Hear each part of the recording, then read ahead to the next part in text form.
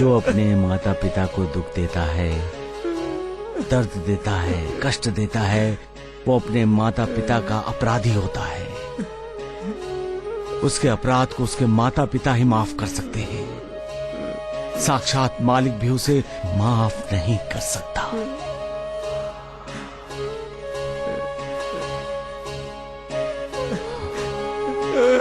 मुझे माफ कर दो बाबा।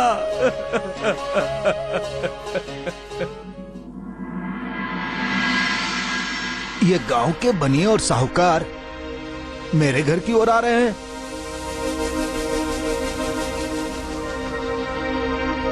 राम राम एकनाथ जी। राम राम भाऊ, आप सब अचानक हमारे घर पर कैसे? मैंने इन्हें बुलवाया है। क्या बात है अंबिका? आज से कोई भी रघुराम और उसकी पत्नी जानकी को उधारी नहीं देगा। लेकिन अंबिका बाई, वो तो आपका बेटा है, बहू है, वो दोनों कितने भले हैं। उसका भलापन गया चूल्हे में। मैं जो कहती हूँ आप लोग कान खोलकर सुन लीजिए। कोई भी साहूकार उसे कर्ज नहीं देगा और न ही कोई बनिया उधारी। जो भी मेरे विरुद्ध जाकर उन्हें कर्ज या उधारी देगा, मुझसे बुरा कोई नहीं होगा। ये कैसा फरमान है अंबिका?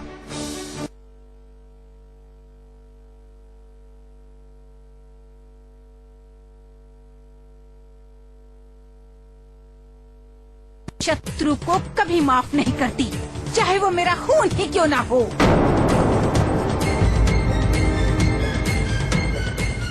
जो भी कहना है सोच समझ कर कहिएगा। यदि मैं अपने बेटे के साथ शत्रुता निभा सकती हूँ, आप लोग तो पराए हैं। मेरे विरुद्ध जाने का जो भी अंजाम होगा उसे भुगतने के लिए तैयार रहिएगा।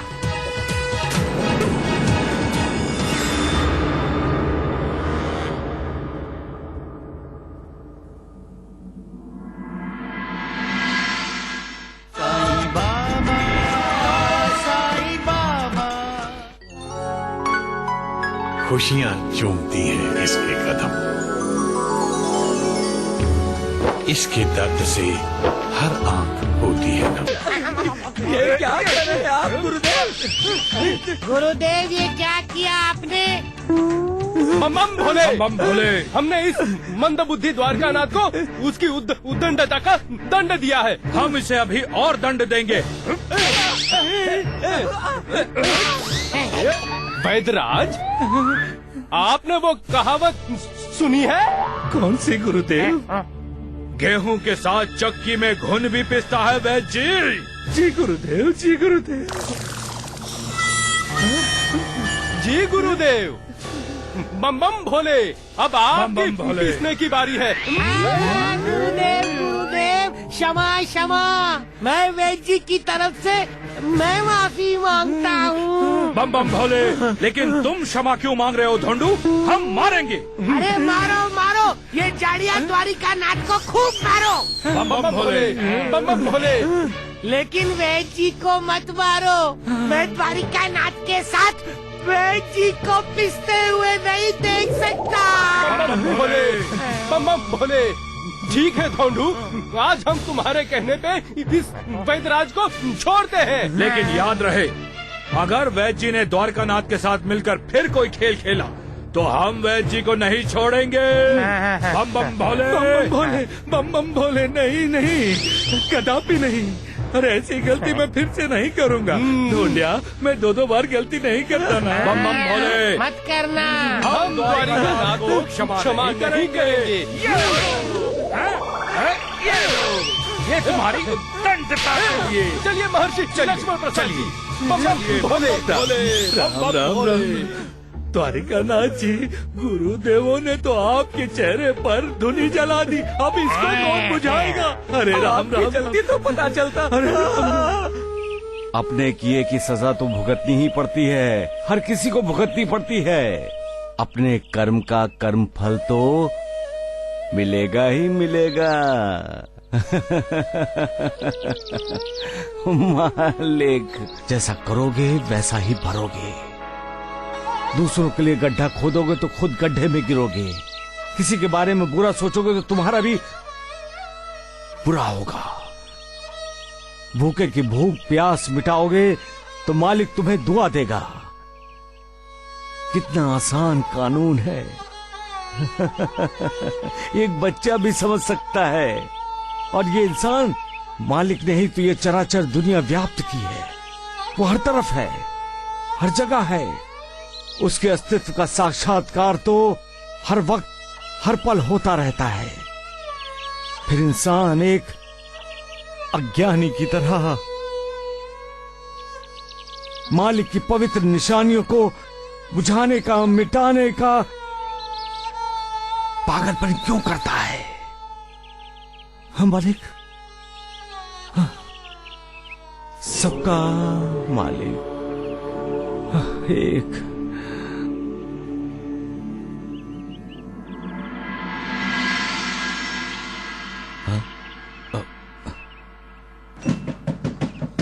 बोलो नंदी महाराज, बोलो। इंसान दुनिया में आता कैसे है? क्या खाली हाथ आता है?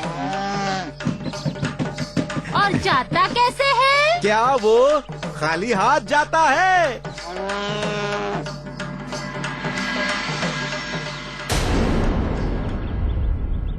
इंसान खाली हाथ आता है, खाली हाथ जाता है, तो फिर क्या लेकर जाता है?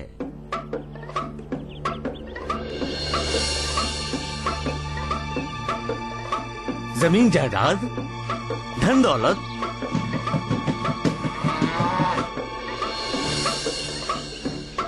फिर क्या लेकर जाता है? दुआ या बद्दुआ? दुआ चाहिए तो इंसान को क्या करना चाहिए? अपने माता पिता का सम्मान, आदर, अपने माता पिता की सेवा, अपने माँ बाप को मालिक समझकर उनकी पूजा। अपने माता पिता को घर से बाहर निकालना चाहिए।